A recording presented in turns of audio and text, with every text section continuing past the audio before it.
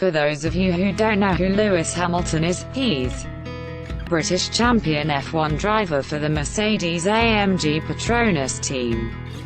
He's won the World Championship 4 times in his time as a racer, and he definitely has the paycheck to prove it. The amount of money this guy rakes in every year is actually mind-boggling. I know that it's a dangerous job driving at hundreds of kilometers per hour, and so you better be getting paid a lot to make it worth your while. But that danger pay, plus the sponsorship pay, plus the championship pay, plus the product pushing pay, Hamilton is making more money in 1 year than I'll likely ever make in my entire lifetime.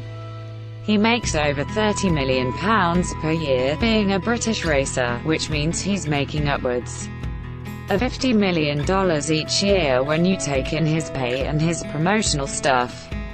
So, let's see how he spends his giant Scrooge McDuck-style pile of money. From jets to cars, to women, to kids' dresses. He throws an awful lot of money around. $16.5 million Bombardier 605 Challenger jet. Alright. I have to be fair to Hamilton in this case. A $16.5 million jet is actually on the low end of what it typically costs for a, oh wait, that's right. That's meant to be £16.5 million. So it's actually well over $20 million. Don't get me wrong, it is a pretty sweet-looking jet.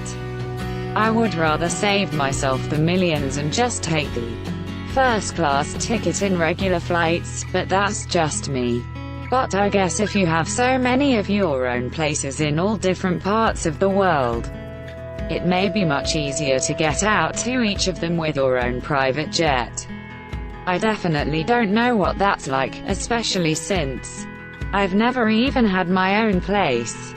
Maybe one day I'll get some of that feeling, but I and most of you will be pretty far away from ever experiencing something like this. $18 million London mansion. Let's break this down. This is kind of important, in terms of how one spends their money. So Hamilton gets a several million-dollar private jet, then he gets an actually fairly tiny mansion in London that is only a couple of $1 million more than the jet. I'm not sure how that makes much sense. Just hop on someone else's plane to get where you want to go and spend more money on sexy cars and women. I think that makes more sense. But when you're worth over $130 million, I guess it doesn't really matter much to you how you blow your money. I'm sure there are many of you who wish you had so much money that you could just buy a jet, a bunch of homes, a bunch of cars, and a bunch of women. Well, keep dreaming or start driving. 1866 Shelby Cobra. The Mark III Cobra was a Shelby design with Ford that was done up in 1965. The new Cobra had surprisingly wide fenders and a nice big opening for the rad. Some Cobra 427s got the treat of being fitted with Ford's 428 engine. This car is simply meant for the road and not for racing, which is not something you'd likely expect from Hamilton, but I guess he needs some time away from racing every once in a while.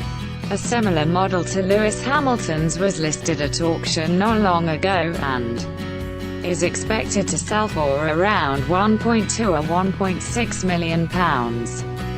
So, maybe pretty close to $2 million.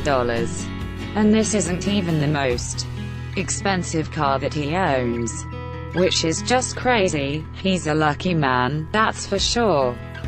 17. Golden Andy Warhol necklace. Andy Warhol a day piece called Cars, Mercedes-Benz 300 SL Coupe.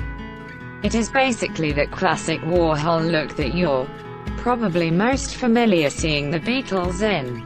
The same image in different colors in a grid formation. Unfortunately, I couldn't find a good shot of Hamilton wearing the necklace, but Hamilton has a small print version of the painting on a gold chain around his neck. The original, full-size painting sold for over $2 million in 2007. Just imagine how much the golden Warhol necklace will be after Hamilton bites the dust.